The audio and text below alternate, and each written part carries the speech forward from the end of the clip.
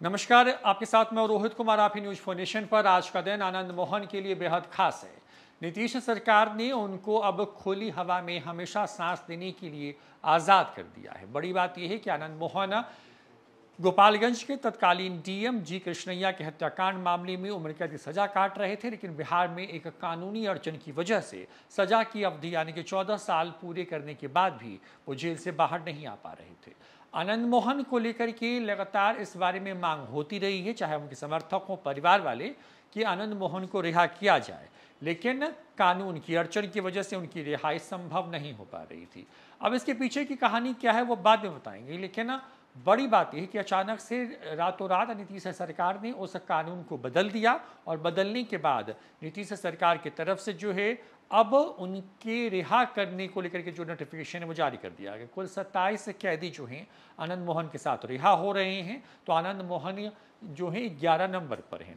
उनके साथ साथ और कौन कौन से लोग हैं जिनकी रिहाई हो रही है, इस पर भी बात करेंगे। लेकिन बड़ी बात यह है कि आनंद मोहन के साथ साथ बिहार के जो और 26 कैदी रिहा होंगे उनकी भी सजा की अवधि पूरी हो चुकी है, लेकिन उस पूरे मामले में भी उनके रिहाई के पीछे कुछ ना कुछ कानूनी अड़चन थी।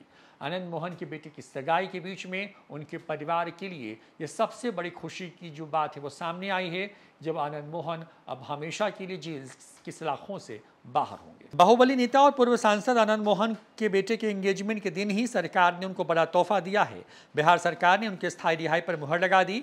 अब वह जेल से बाहर आ जाएंगे। अभी वो 15 दिनों के लिए पेरोल पर बाहर थे और ये तीसरी दफा था जब वो पेरोल पर जेल से बाहर आए थे। सरकार के विधि विभाग ने इस बारे में नोटिफिकेशन भी जारी कर दिया है। बिहार सरकार ने पूर्व सांसद की रिहाई को लेकर के जेल नियमावली में बदलाव किया। पिछले सप्ताह 10 अप्रैल को हुई कैबिनेट की बैठक में आनंद मोहन की रिहाई को लेकर के यह फैसला हुआ था। कैबिनेट ने साल 2012 की नियमावली को संशोधित किया। सरकार के इस फैसले पर कैबिनेट की मुहर तो लगी ही, उसी दिन गृह कारा विभाग ने संशोधन की अधिसूचना भी जारी कर दी। विधि विभाग की अधिसूचना जेल आईजी के पास पहुंच चुकी है और जेल आईजी इसे संबंधित जेल को सर्कुलेट करेंगे। इसके बाद पूर्व सांसद आनंद मोहन रिहा हो जाएंगे। बता दें कि पूर्व सांसद आनंद मोहन सहरसा जेल में हैं, लेकिन फिलहाल बेटे की एंगेजमेंट और शादी की वजह से पेरोल पर बाहर हैं। महागठबंधन की सरकार बनने के बाद यह पहला मौका रहा जब विपक्ष ने कोई प्रतिक्रिया तक नहीं दी।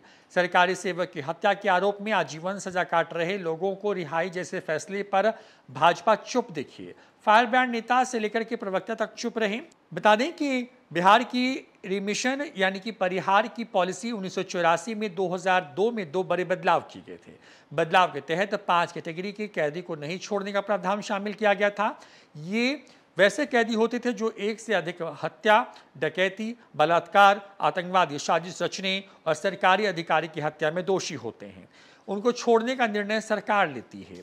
आनंद मोहन गोपालगंज के तत्कालीन डीएम जी कृष्णैया की हत्या के मामले में सजा काट रहे हैं। वो इस मामले में 14 साल की सजा की अवधि भी पूरी कर चुकी हैं, लेकिन सरकार के इस प्रावधान की वजह से उनकी रिहाई नहीं हो पा रही थी।